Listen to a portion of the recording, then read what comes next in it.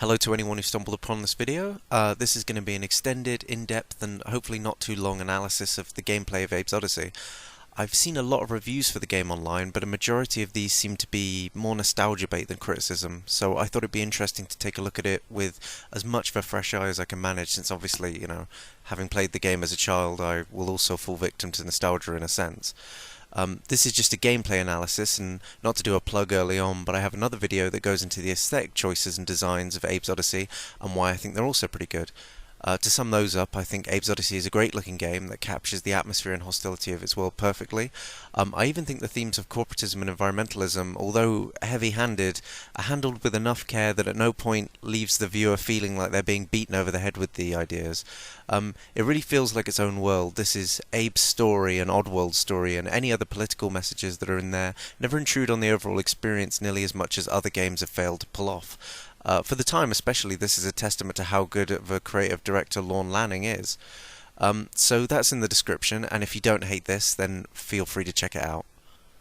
So to get into it, Abe's Oddysee is a cinematic platformer made by Oddworld inhabitants in 1997 for the PlayStation 1 and PC, the former of which I'll be talking about in regards to control scheme. The game takes place in the alien world of Oddworld and follows our protagonist Abe, who is being kept as a slave in a meat processing plant called Rupture Farms. He's kept here along with the rest of his species, who are collectively known as Mudokons.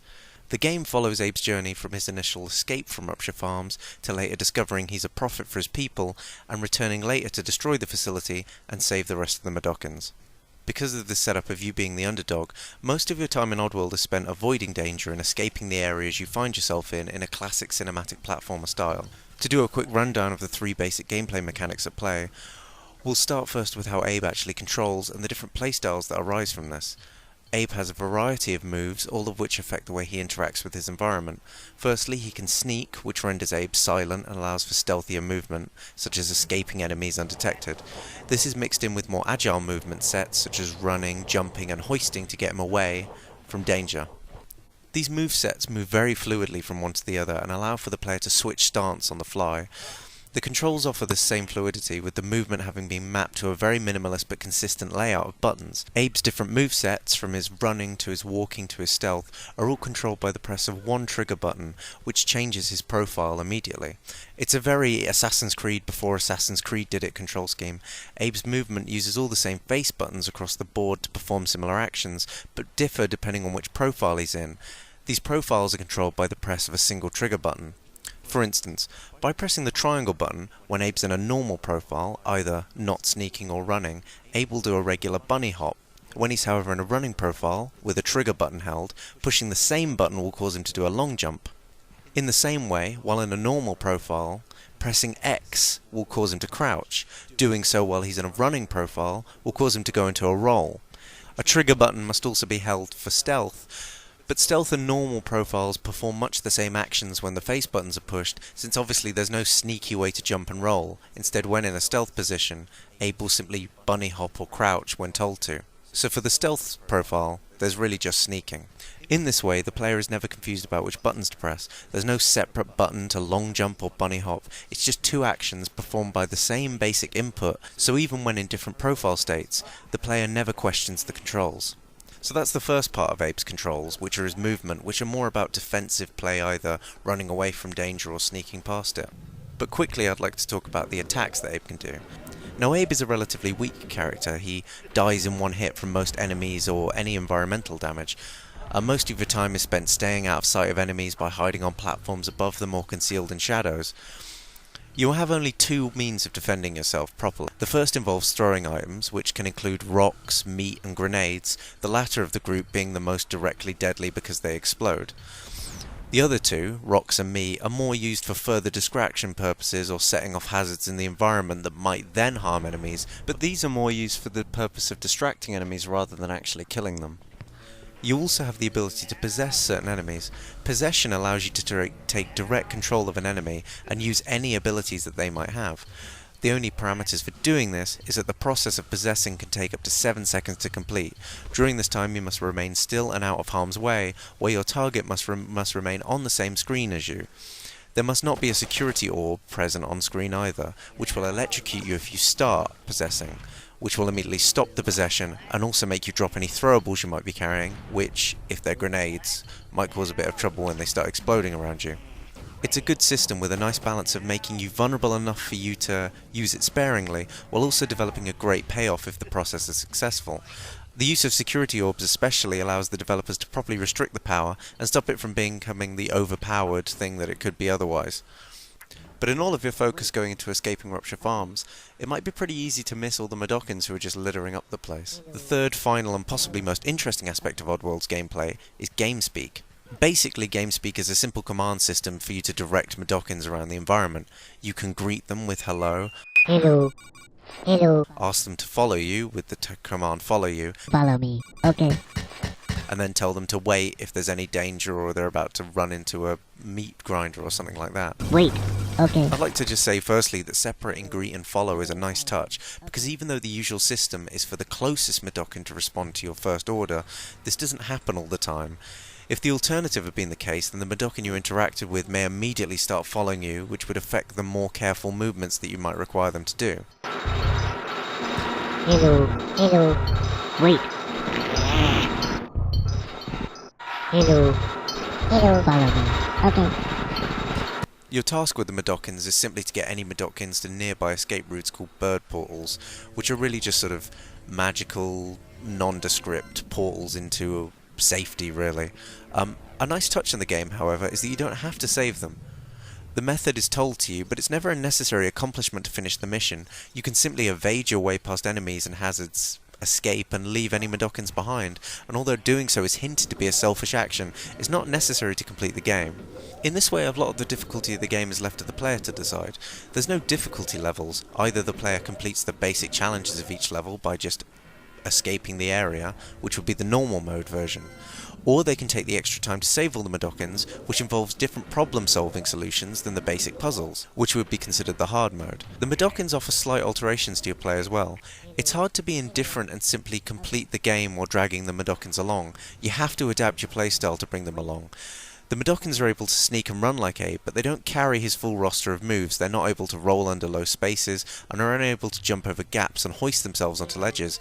You can't be as carefree in your play once you have Mudokons with you.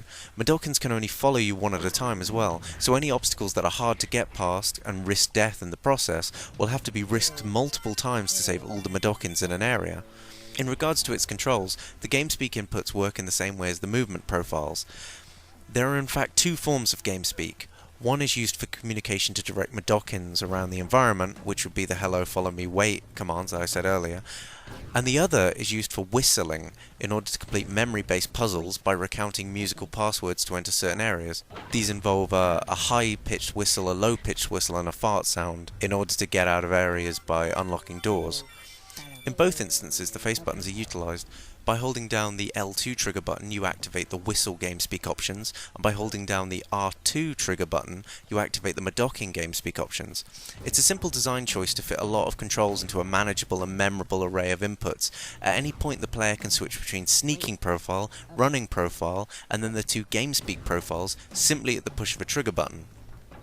In this way, the player can have a very complex set of controls, but never get confused by them.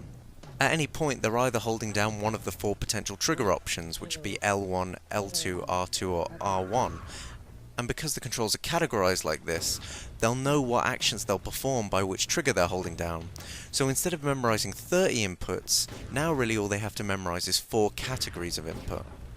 I'd now like to move away from the control scheme and more talk about the enemies in the game. I think one of the more interesting things that Oddysee manages to do is have a surprisingly diverse enemy interaction and behaviour with a very small pool of enemies. There are 4 main enemy types in the games, which include sligs, slogs, paramites and scrabs. There are also friendly AI such as the Mudokons and a rideable creature called Elam, but these aren't barriers to your progress, and that's who we're looking at right now.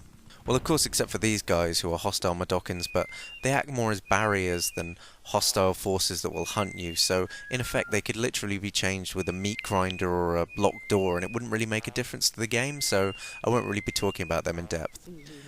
Many games will either suffer from having too few enemy types, or worse still, have too many enemy types, which are all basically the same reskin behaviour. Many cinematic platforms specifically will often have just every enemy be a one-hit kill, but it will just be a different reskin for aesthetic purposes alone, without actually changing the gameplay in many ways other than just, I have to avoid that thing.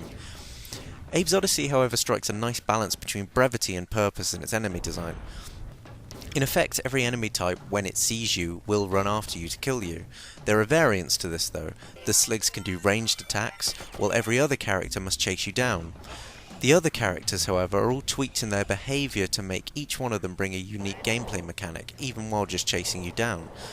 Slogs will chase you down and wait below any ledges you climb up, reacting to your movements and following you even if you're out their line of sight, so they'll always be tracking you.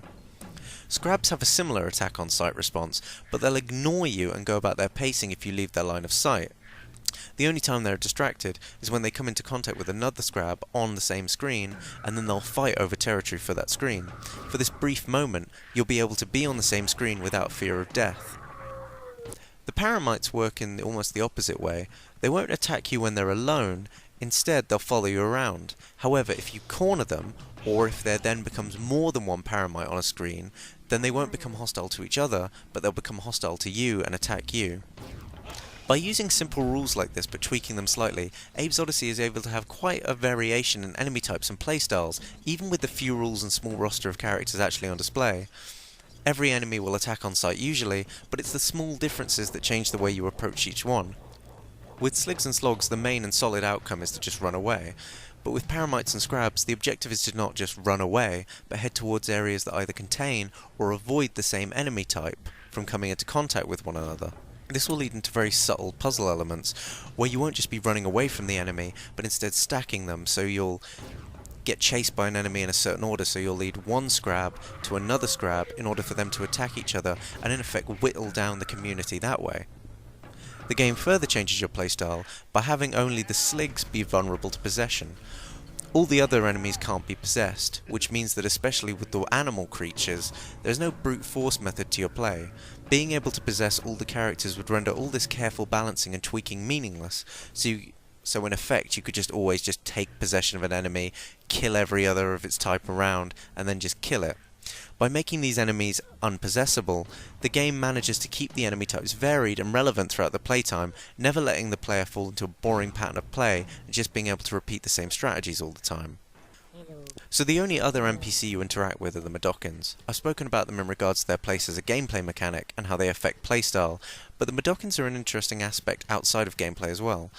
The story has multiple endings depending on how many Medokins you save. Save under 50 and you get the bad ending in which Abe is caught and cut up by the owners of Rupture Farms and ignored by the Medokins who he'd failed to save. In the positive ending, he's saved by the Medokins he's saved. For how old this game is, I think it has a much more pragmatic approach to morality systems than many modern games that try and implement them do. I think the fact that the system is described as a karma system in the game, and not a morality system, is a testament to the way Oddworld inhabitants views their morality system.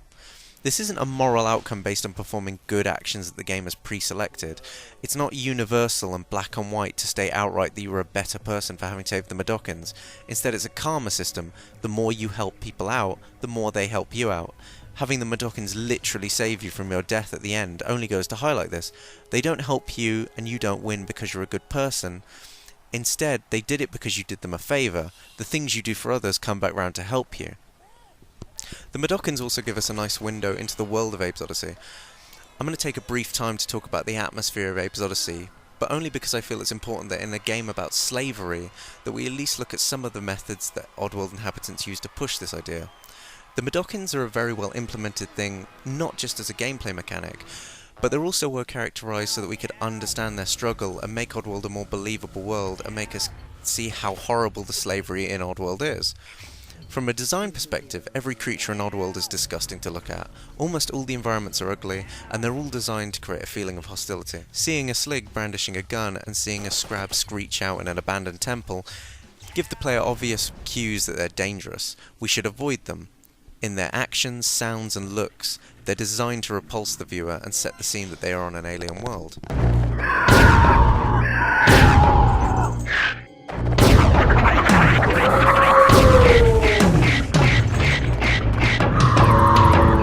But the Medokins are the polar opposite of this, where everything else paces and screeches.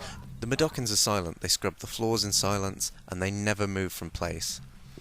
In a slightly easier trick, they're also the most humanoid of all the creatures of Oddworld, which instinctively makes us empathise with them more. Even while hiding in the shadows, planning out your next move, you're passively taking in the way they're treated. The hierarchy's clear that these Medokins hold a low place in Oddworld. They work alone, in silence, only interacting with the world to be beaten by a passing slig, who laughs and then goes on about his business. It creates a feeling that Rupture Farms is a hostile place where the smallest wrongdoing will have you get murdered. From a numbers point of view, the Medokins are just a collectible at the end of it all. From a gameplay point of view, they're nothing more than a hard-to-reach gem in Spyro, but they're a collectible with a purpose at least. By giving them a lowly position in the environment, one that gives us an insight into the harrowing day-to-day that is Rupture Farms, it does a lot more to make us care about their plight and solidify Rupture Farms as a real place than any number of in-game text would ever do. I think the Medokins above all are the standout in visual storytelling that this game has to offer, and it still beats many other games' attempts even to this day. I mean, look at a game like Bioshock Infinite. Sure, we see some of the slaves scrubbing a floor and being a bit miserable, but there's not this sense that they're as beaten down as the Medokins literally are in this game. All these other games sort of do pseudo-slavery, and I think that Abe's Oddysee actually manages to push it without becoming overkill. In the same way that Oddysee manages to reuse its enemies by tweaking them, it does much the same with the environments. Abe's Oddysee frequently reuses environments. My guess for this is that it was either due to time delays, or simply because of the disk space concerns for the game. Even though you leave Rupture Farms and the stockyards, you eventually find yourself returning to these areas. Each area foreshadows your return by having inaccessible areas, wall markings hinting at your return, or an in-game text that just tells you as much. To many games this would be the kiss of death, since this would usually lead to a game becoming repetitive and forcing unwanted backtracking. However, Abe's Oddysee has a few factors on its side that make it work, both coincidentally and by design. Because Abe's Oddysee screens are comprised of a background and just sprites, the actual content of an area can be changed drastically. If we look at these two screens from Stockyard, you'll immediately see how the whole area has been changed between the original time we came here and on our return. Because assets like mines and electrical fields can just be brought in, an entire screen's architecture can be changed drastically. Even in the lower level of the screen is now in use as part of the puzzle, whereas previously it was just a blank area. The levels then basically just become backgrounds, which are irrelevant to our enjoyment of the game. What matters is the puzzle and objects that are placed on the foreground, which makes us returning to the same place irrelevant, as now in effect we're playing a completely different level with just similar wallpaper.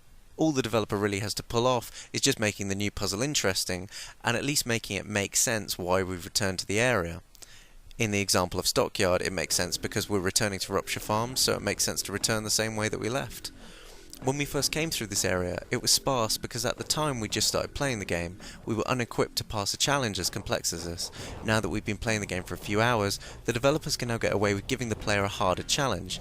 This is good as it makes the area feel fresh, instills a sense of progression on the player, as now we're completing challenges that we were unable to do before, but in a similar environment.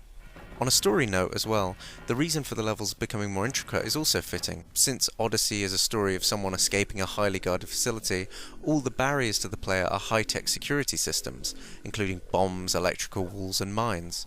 So when Abe returns, we see the effect his actions and escape have had on the Gluckins who own Rupture Farms. They're scared, they've walled themselves in, and they've armed the place to the teeth in order to kill Abe. It gives the player the visual story satisfaction as they see the effect their actions are having on the world around them, while also increasing the difficulty, which is a positive for all the reasons I just gave before. The very world that this game is set in handily facilitates a steady difficulty increase, and developers have taken advantage of this perfectly. One design choice that makes the pacing fantastic in Abe's Oddysee, especially in the face of the reused environments, are the use of bird portals. As I mentioned earlier, they're used to transport Medokins, but you can also use them to transport Abe around the environment. The game already has a mystical, magical quality to its world that makes this completely fit into the world aesthetically, while also having a pragmatic use. So basically, whenever the developers get bored of an area, they can just pop an Abe bird portal to get you out of there. When the stockyard area becomes dull and they have no puzzle ideas, a bird portal is around to whisk you away to the next interesting set piece they had. When you're in the temple area and there's no Medokins around, and the game feels you need to save some Medokins, it just whisks you back to Rupture Farms to save some. The bird portals are an excellent way to just keep the pacing up and creating a variety in your playtime, while never feeling jarring because it fits with the world presented to us. And the game never lets up on the steady increase of difficulty and the mechanics in order to keep the game player engaged. In the last few hours, we've almost been eaten by scrabs and paramites and received the power of a demigod, so at this point the same old situations that we experienced at the start of the game may pale in comparison. Even towards the end of the game, new enemies, even with the small roster that we have, are slowly being introduced more and more. The slogs are a prime example of this. They're used briefly at the start of the game just to get the player acquainted with their rules, but they're introduced in the latter half of the game as a big meaty section of it. The game seems to know that sligs aren't scary anymore, and many of the puzzles we've already experienced aren't interesting after a few hours, so it just begins to use slogs a lot more. Even the slogs, which are introduced early on with what seems like quite a simplistic moveset, are reintroduced in Rupture Farms with slight tweaks to the mechanics that make them really interesting. The developer has a real skill of this, just tweaking an idea just slightly when the vanilla utilization of it has grown old. Mechanically, there's a lot of themes of partnership and communication which are a staple mechanic to the gameplay. Abe has to interact with Medokins, enemies will react differently when in groups compared to when they're by themselves, and the slogs are no different in this. Each enemy type is partnered with another, and in the slog's case, this is the slig. Sligs are the only characters able to interact and control the slogs. This is used in a few nice touches to direct slogs to kill other sligs in hard-to-reach places, such as through a crawl space where sligs can't go. The direction of these slogs via a possessed slig is simple, since it all uses the GameSpeak controls that we've gotten used to. Abe and the slig have the same button inputs for hello, follow me, and giving an action. There's even a similarity down to the command to make them both laugh, or even make Abe fart and make the slig square. It's a nice design consistency that means you never have to second guess what you're doing in any situation, as the game rules have been established so often by this point that you can carry out these actions without having to resort to a walkthrough. Since the number of slogs have now increased and therefore impede your ability to freely explore your environment, sligs are also utilised to kill slogs. The game knows that shooting an enemy has become stale at this point, so in another panic event the game throws a horde of slogs at you. These are nice to recapture the heart-pounding moments of the early game, and the trick is twisted enough to make it work. First it's a group of slogs running at you from one direction while you kill them all, then it will be the same thing but there'll be a slight pause as you step forward and more slogs run out. And finally it's slogs attacks from alternating directions. However, sometimes the game takes it a little bit too far.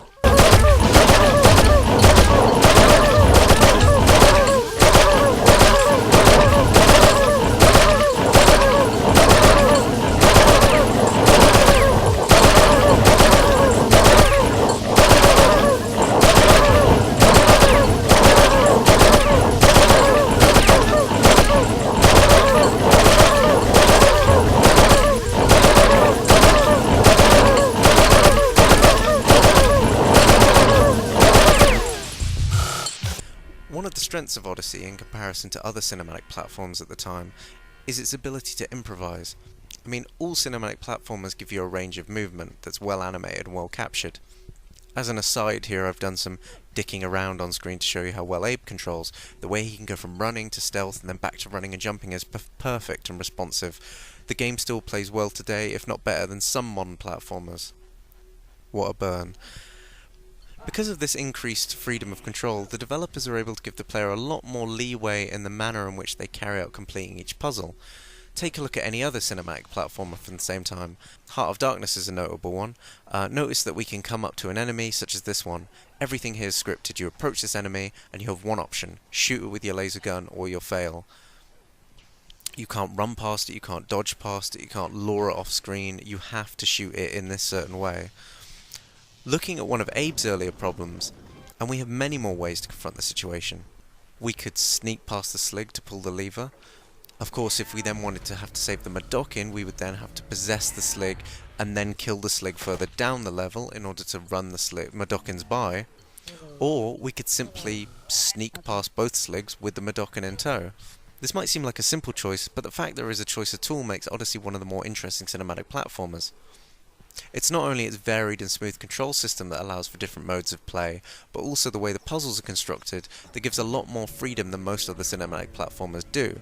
There's of course never a good thing without a downside, and Oddysee certainly has its slip-ups. Because of its freer design, often the player can find themselves incapable of passing a puzzle and might have to commit suicide in order to restart. Thankfully death is never such a big issue here, and with semi-regular checkpoints and infinite lives, it is possible to restart the area, if at the cost of having to do the thing in the first place to work around the game's bad design choices sometimes. This example here should sum up this problem perfectly.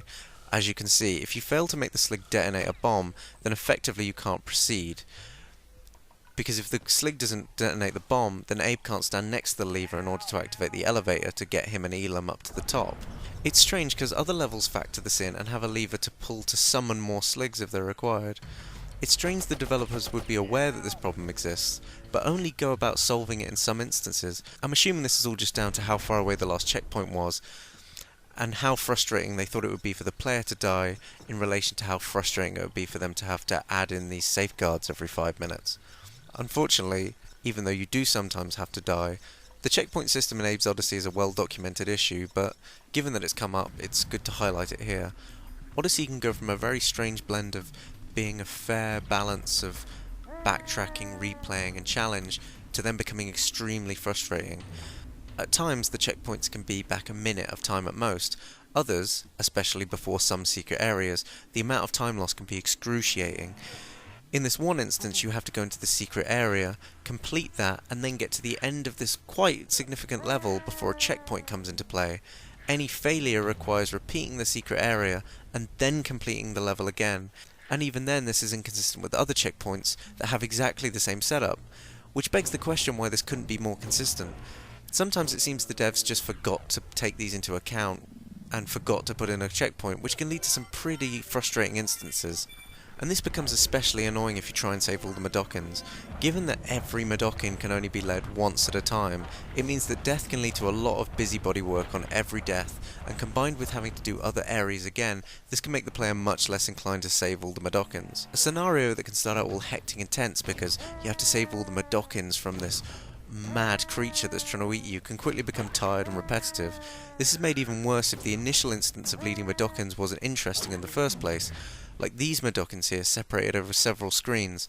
Doing this multiple times can be maddening, especially in the setups where there's 2 Sligs where you have to possess them, because when you possess a Slig, the Slig who's on the same screen will shoot them, which means that effectively you have to possess a Slig, wait for the other Slig to shoot you, then possess that Slig, and then sometimes that Slig will run into the next screen, activate more Sligs who will shoot it, and then you have to possess another Slig who will get shot by another Slig in order to possess that Slig, and this shit can stack up.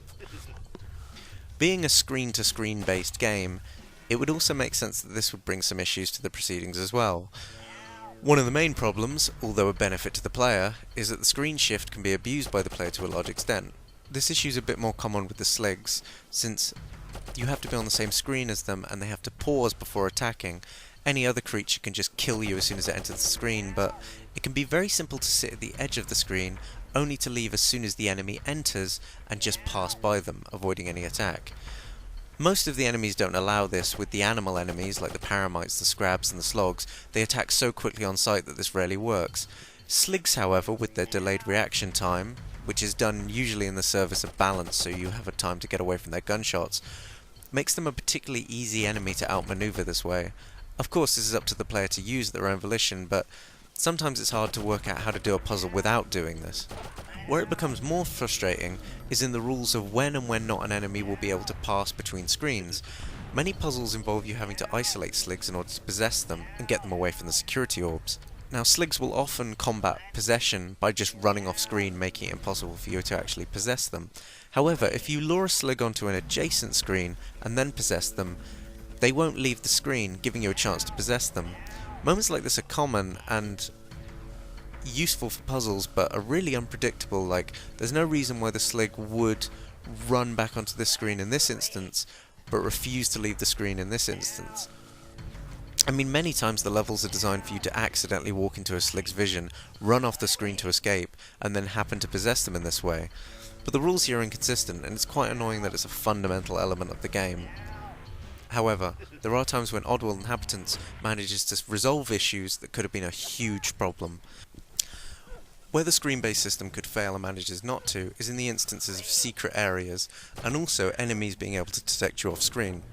Since Abe is a nimble character, there are many secret areas to explore that he can get to through hoisting or falling down holes. The problem is that the holes that you can fall down are pretty inseparable in terms of look to holes that will kill you.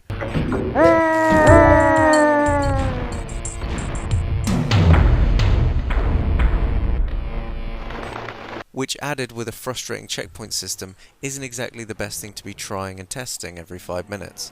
There's even an issue with enemies off screen where, in the temple areas, with Scrabs in particular, they're able to see Abe off screen and so pursue him even when he hasn't seen them. This would be frustrating, since having the player unable to see areas that they might access, or have danger heading their way that they can't see, might be a problem. The developers have thought ahead, however, and used very good visual cues and sound cues in order to highlight to the player where things are coming from. Falling debris will often fall off the screen to highlight to players where there's places for them to jump or descend off screen.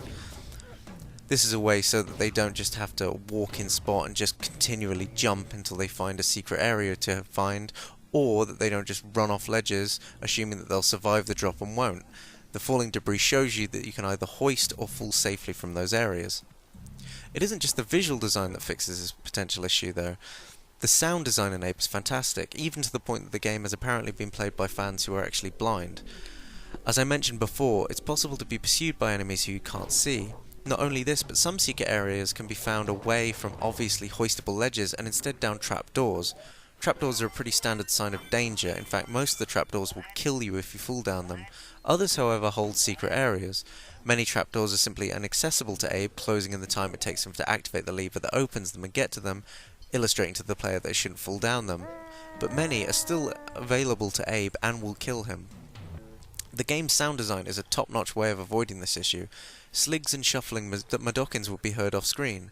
If there's a sleeping Slig or an angry Scrab on the screen above or even below, the sound of them will carry to the player, warning them that there is danger on the next screen.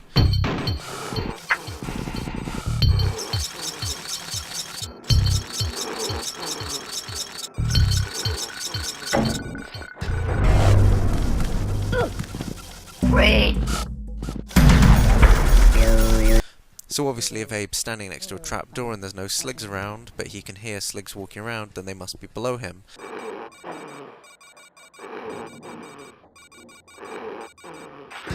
And obviously if Abe's about to fall down into an area where there might potentially be danger, he'll be able to hear an angry Scrab on the next screen, and even when the Scrab sees him, there'll be a sound cue of beating drums in order to show him that something's coming for him, so he can quickly get out of danger.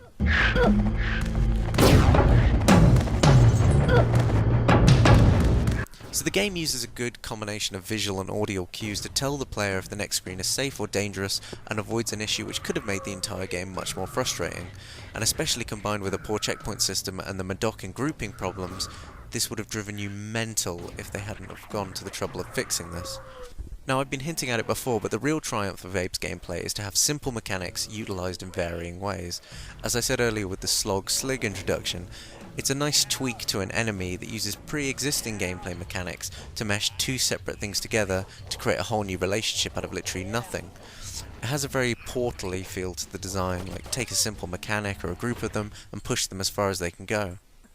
Looking at the progression of the levels and what each one hopes to offer to the player, we get a good feeling for how each level introduces us to a new playstyle. So the game starts out in Rupture Farms, where we've just started out, so the primary moves are used possession and avoiding Slig, so it's a very sort of semi-stealth, semi-action sequence to get us used to all the different types of play.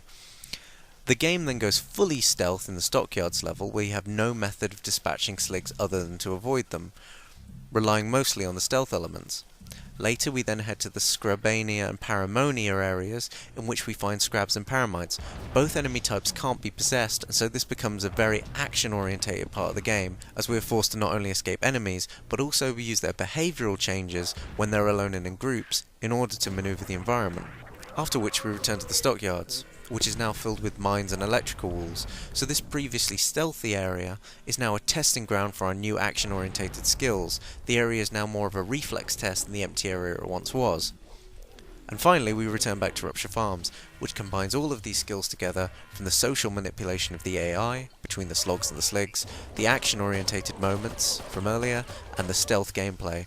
We're forced to put all of these skills together in order to overcome the final obstacle.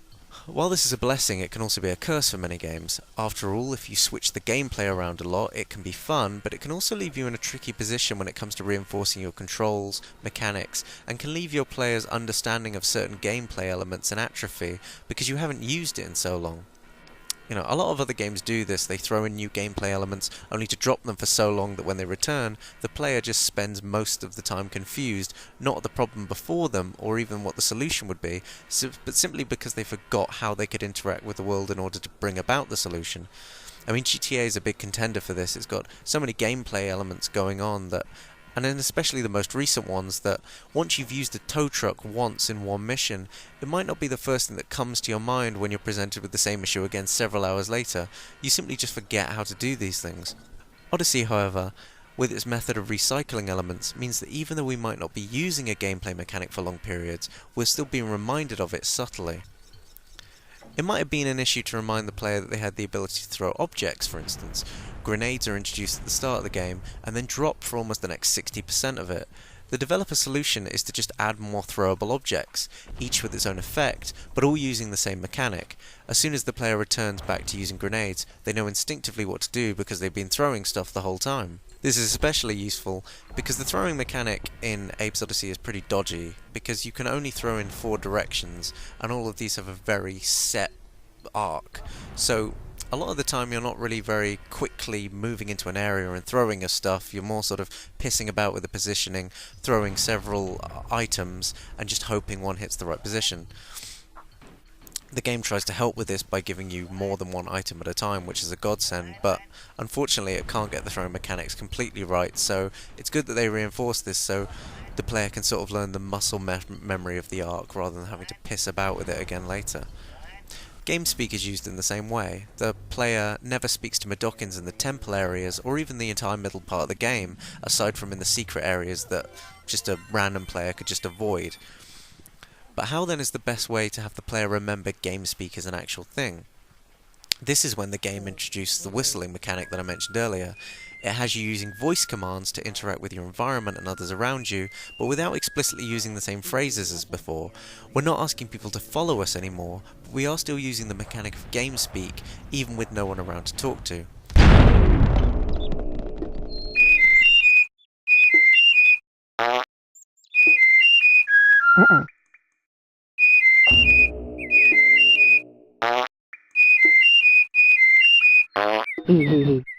Okay.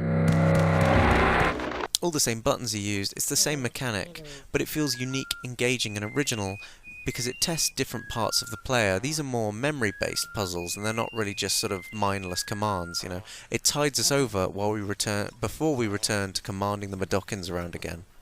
Even after we stop whistling to unlock doors in the ancient temples, the system's still recycled, it's just placed in another part of the game. Now instead of unlocking temple doors, we're now using sligs to use the same system to bypass security locks in Rupture Farms.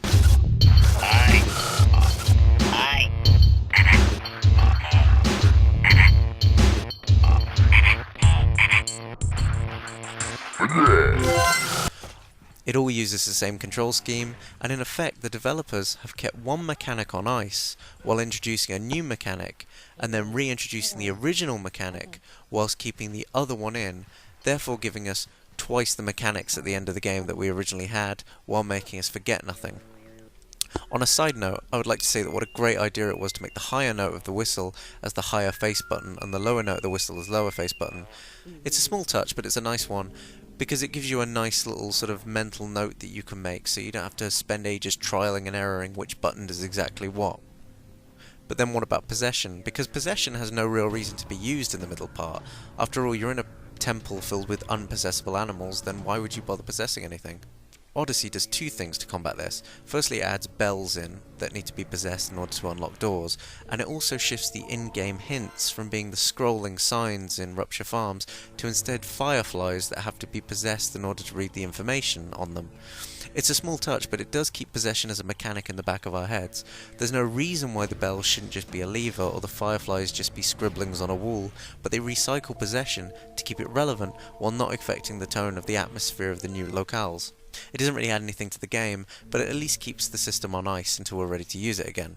But anyway, those are my feelings on Abe's Oddysee. Overall, I think it's a smart and well-designed game. It's paced well, it uses clever design choices to keep the player engaged, never confused and always moving forward. It has one hell of an atmosphere with storytelling and morality systems that keep up with even modern attempts. It's got a few issues relating to some unwinnable scenarios and unpredictable behaviour and a checkpoint system that makes you want to kill yourself after a while, but in light of the rest of the game, I think these can be forgiven. Well, except for the checkpoints, they're just shit. Anyway, I hope you enjoyed this and thought that it was mildly interesting insight to the game. Thanks for watching, and when I get around to it, I'll be looking at Abe's Exodus, which is the sequel to Abe's Oddysee, and seeing if it stands out against the first installment. So if you like this, then join me for that one as well.